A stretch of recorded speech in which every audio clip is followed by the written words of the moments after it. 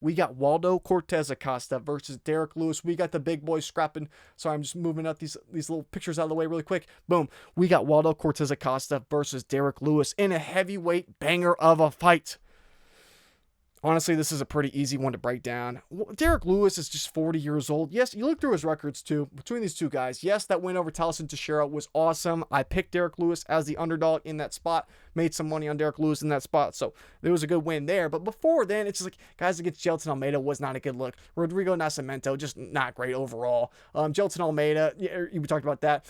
Marcos Rodrigo de Lima, not the best. Sergey Spivak, getting choked out by Spivak in the first round is not a good look.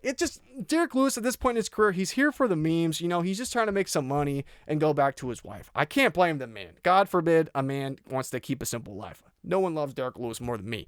But I will say, at this point in his career, I just think this is not a fight that he is capable of winning genuinely, because the way he's going to have to win this fight is he's going to have to put Waldo Cortes-Acosta out. We know Waldo Cortes-Acosta has an amazing chin, as you can see from the recent fights. If he's not getting knocked out by Sergey Pavlovich, yes, he lost the decision there. Very competitive back and forth fight, though.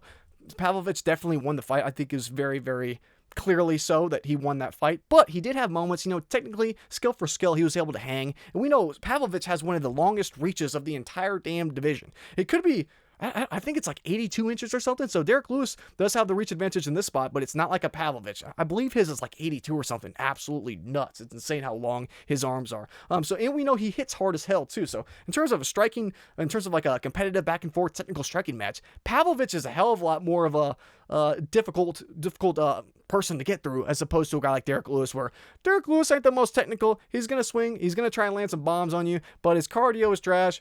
His durability ain't great either. He's probably going to slow down, and the man is 40 years old. So Waldo Cortes-Acosta, he's going to be the more technical striker. He's been boxing his entire life. Yes, he transitioned to MMA. He doesn't have to worry about the takedowns of Derrick Lewis. This is going to be a striking match on the feet. Waldo Cortes-Acosta, he doesn't have the power, but he's more technical. He's faster, and he has the better durability. And that durability, that's the big thing here. It's the speed and the accuracy are one thing, but the durability is really going to matter, because Derrick Lewis can wail on you, but if you're able to just keep it on the feet and you're able to keep your head straight and not get knocked out, you probably can turn the tides, reverse things, push it back in Derrick Lewis's face. And I guarantee with Derrick Lewis, he's probably going to get hit a couple times by Waldo, and he's not going to like it, especially in his most recent fight where we saw what he did to Ante Dalia. That was a crazy look. I mean, he put him out bad. Say what you want about the stoppage and everything. I do think it was some BS. Not his fault at all. Just the situation as a whole. But still, he has power. And although he's more of a volume striker, he's not really just brutalizing guys like a Derrick Lewis. I still think he could definitely put Derrick Lewis out. Would I be mind blown if this went to a decision? No, but at the same time, I do think Waldo Cortes-Acosta eventually probably is too much for Derrick Lewis to handle. He probably gets the job done. I would be surprised if Waldo loses this fight. If he lost somehow by any means, I would be surprised. The minus 300 doesn't seem like the worst line in history, honestly. I would be pretty damn surprised if he lost this week. So honestly, not a ton to break down in terms of this one. That will do it.